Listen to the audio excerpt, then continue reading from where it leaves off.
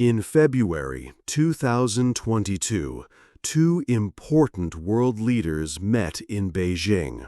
Vladimir Putin, the president of Russia, and Xi Jinping, the president of China, came together.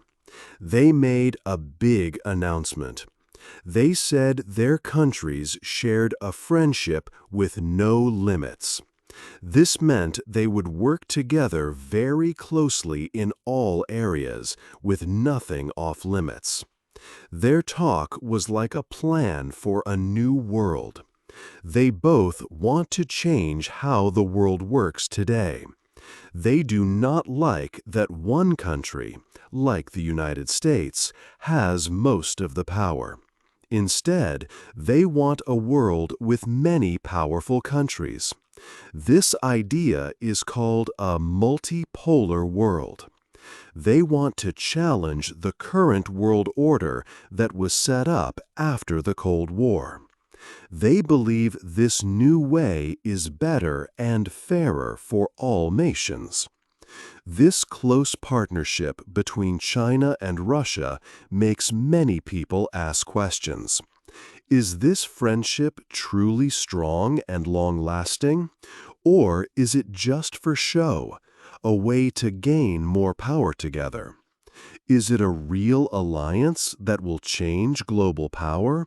Or just a temporary deal because they share some goals? This book will explore this big question. We will look at how deeply their relationship runs and what it means for the world's future. 2. A difficult past. The story of China and Russia's past relationship is long and full of changes. It has seen times of strong friendship and times of great disagreement. To understand their partnership today, we must look at this difficult history. It shows how both nations learned to be careful about trusting others completely, and how quickly alliances can shift. Their friendship began in 1949. After Mao Zedong started the People's Republic of China, he quickly became an ally of the Soviet Union. Joseph Stalin, the Soviet leader, supported this. The Soviet Union helped China a lot in those early years. They gave important military aid during the Korean War. They also provided technological assistance, helping China to build its first factories and industries. In 1950, they signed the Sino-Soviet Treaty of Friendship. Many thought this agreement meant they would always be close partners, forming a strong communist bloc. However, this strong friendship did not last long. By the late 1950s, serious problems appeared. Mao Zedong, China's leader, strongly disagreed with the new Soviet leader, Nikita Khrushchev. Khrushchev wanted to be peaceful and have coexistence with Western countries. Mao believed this was wrong. He thought it was a betrayal of their shared revolutionary principles and communist beliefs.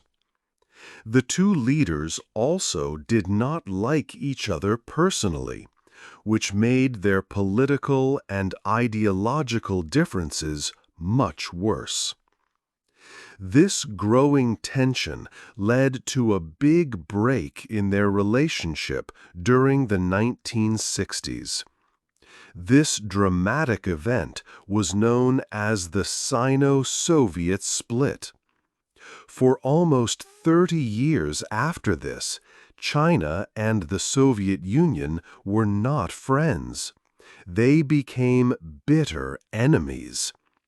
Their disagreements grew so large that they came very close to starting a nuclear war. In 1969, there were serious armed clashes between their soldiers at the border near the Ussuri River. These fierce fights almost caused the Soviet Union to use powerful nuclear weapons against Chinese military bases. Because of this, China began to see the Soviet Union as a much bigger threat than the United States. This pushed China to start secret talks with the United States in the 1970s, creating a surprising new friendship during the Cold War. It was a time when old enemies became new friends, following the idea that the enemy of my enemy is my friend. This difficult past shaped how both countries thought about trust and alliances for many years. 3. Coming together again. After the Cold War ended, the friendship between China and Russia did not come back quickly. Russia was weak after the Soviet Union broke apart. China was also careful as Russia tried to become more like Western countries. For some years, they were not close.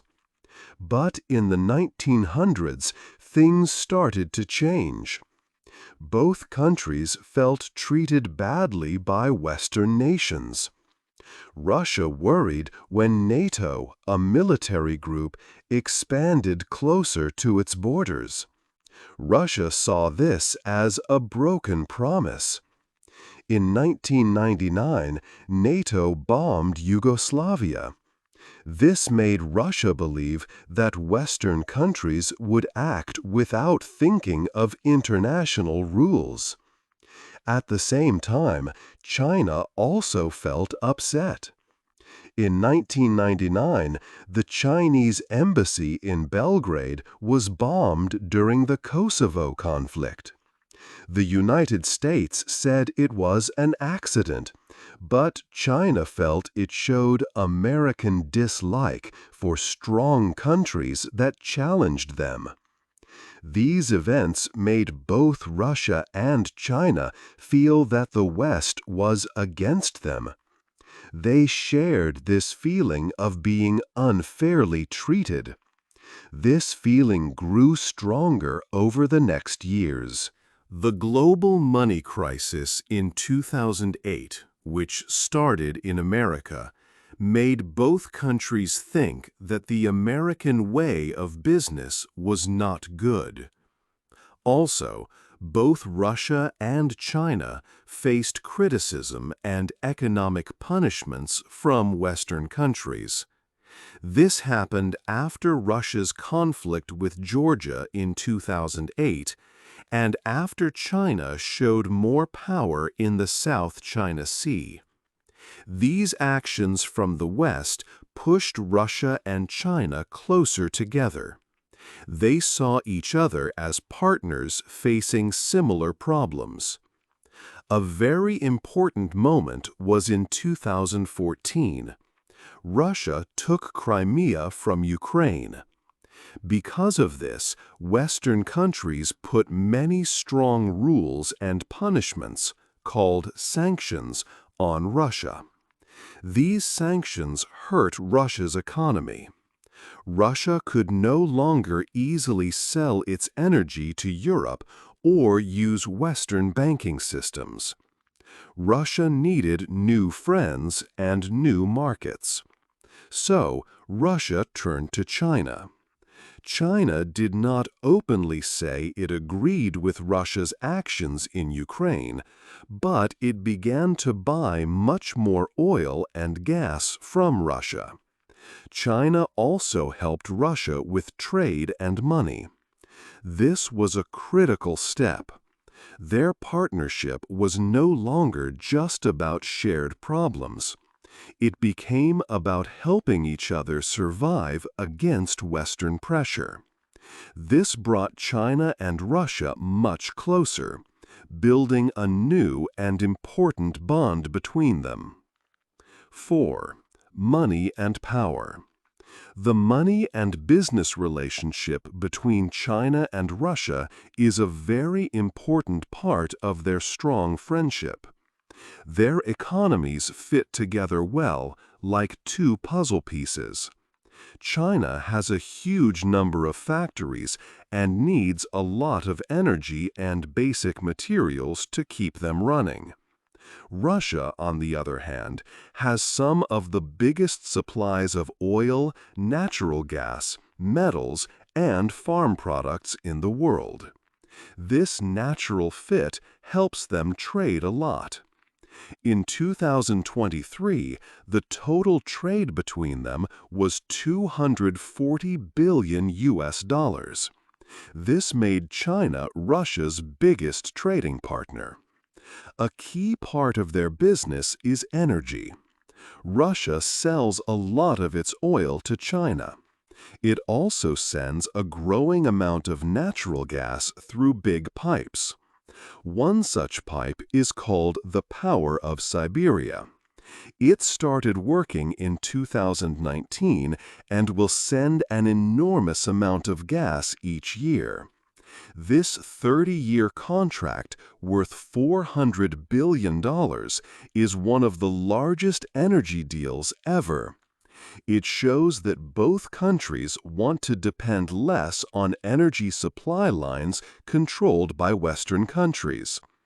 Beyond energy, Russia has become an important seller of food to China. It sells wheat, soybeans, and other grains that help feed China's 1.4 billion people. This farming trade has been very good for Russia, especially after Western countries placed sanctions on them. It gave Russia new places to sell its food. In return, China sells many manufactured goods to Russia. These goods include consumer electronics, like phones and TVs, and different types of machines. China helps fill the empty spaces left when Western companies stopped selling their products in Russia. Both countries have also worked hard to use their own money for trade instead of the US dollar. This process is often called de-dollarization. By 2023, almost all of their trade, about 95%, was done using Russian rubles and Chinese yuan. This is a big jump from just 30% 10 years before. They do this for several reasons. It helps them avoid problems from U.S. sanctions. It also helps them become more independent financially and makes their own currencies stronger in global markets. However, there is a clear difference in their economic sizes. China's economy is much, much bigger than Russia's. It is about 8 times larger. This makes Russia more reliant on its neighbor for trade. Some Russian officials quietly worry about this. They are concerned that Russia might become just a supplier of basic materials for China's large factories, while China makes and sells all the finished goods. This kind of relationship has happened in history, where one country becomes too dependent on another. This economic difference could bring challenges to their partnership in the future. 5. Soldiers and friends. China and Russia work very closely on military things. For many years after the Cold War, Russia was the main seller of advanced weapons to China. This helped China make its army, navy, and air force much stronger and more modern. Today, China also builds many sophisticated weapons on its own, so the relationship has become more balanced. Now they share military technology and knowledge, and they work together to develop new defense systems. This shows their growing trust and how their military power is increasing. They often hold large military training exercises together. Soldiers from both countries practice on land, learning from each other. Their navy ships sail together in different oceans, like the Pacific and the Baltic Sea, showing their ability to work across vast distances. Air forces also conduct joint patrols. These big exercises are more than just training.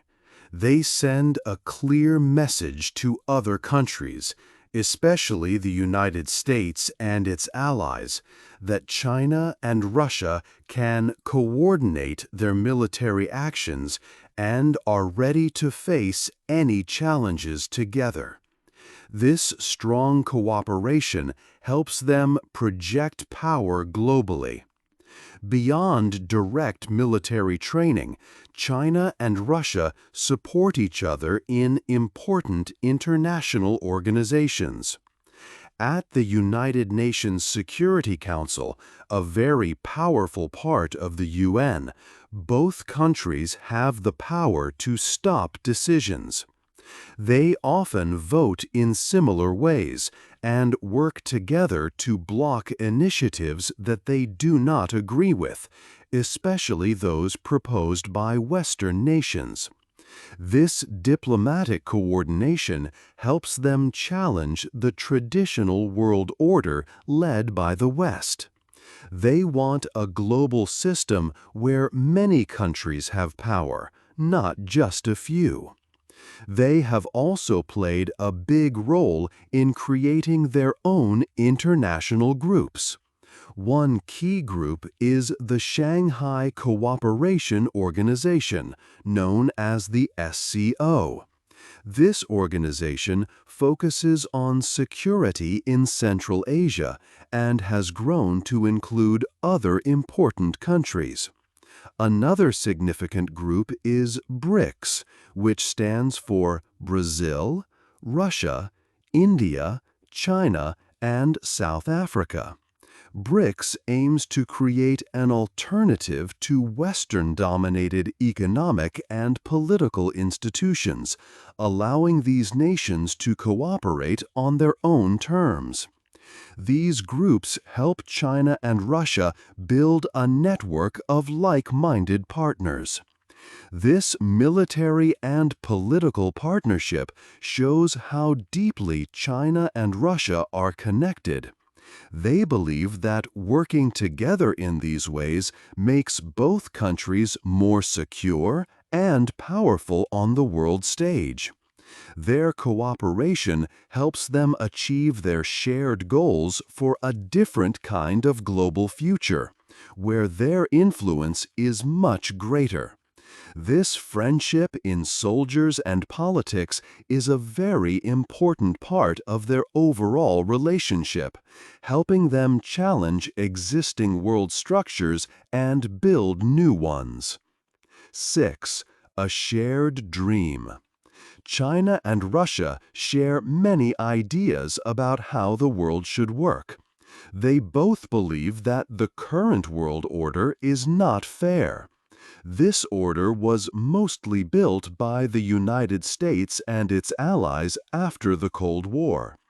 China and Russia feel this system was made when Russia was weak and China was still growing.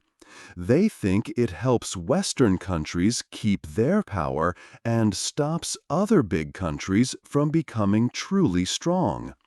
They often feel that Western ideas, like universal human rights, are sometimes used to interfere in their internal affairs. Both nations want to see a different kind of world. They call this a multipolar world. In this world, there would be many strong countries, not just one main leader like the United States. The U.S. would still be a powerful country, but it would have to share its influence with others. China wants to be a big power in East Asia. Russia wants to have more influence near its own borders. Both want to help shape how global governance works, based on their own rules and interests. They also have similar ideas about how countries should govern themselves. They do not think that every country must have the same type of government. Instead, they believe each country should choose its own political system. They also think that other nations should not tell them what to do inside their own borders. This idea is called non-interference, and it is very important to them. They see it as respecting each nation's independence. The leaders of China, President Xi Jinping and President Vladimir Putin, are very important to this shared dream. They are known to be good friends. They have met more than 40 times since President Xi became China's leader in 2012. In these meetings, they often talk about their ideas for the world and support each other's views.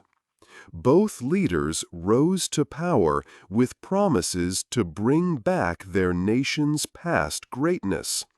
Both leaders also rule their countries in a strong way, often described as authoritarian. This means they hold much power in their governments. They manage the news and use national pride to keep strong support from their people.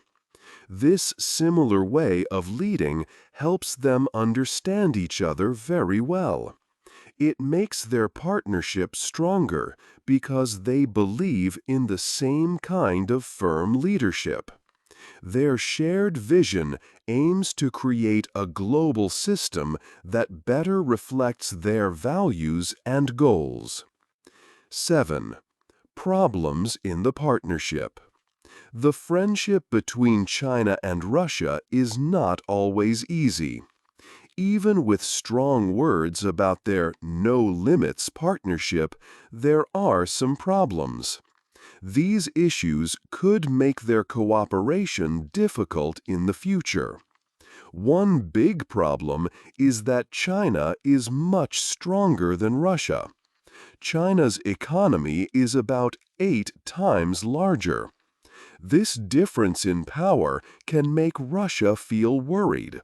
They might fear becoming too dependent on China. Some Russian people think their country could become just a supplier of raw materials for China, which is not an equal relationship. History also plays a role in these problems. In the past, China lost land to Russia through treaties that China still calls unequal. This history makes both countries careful. Russia worries that China's growing influence in places like Siberia could look like old patterns of expansion. Both countries also want to be powerful in Central Asia.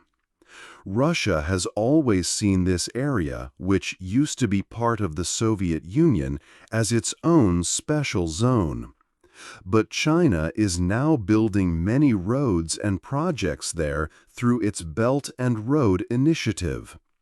This brings new economic ties and sometimes competes with Russia's influence. While they try to work together, this competition is always present. The war in Ukraine has also shown the limits of their friendship. China has helped Russia a lot with money and diplomatic support. This has helped Russia deal with sanctions from Western countries.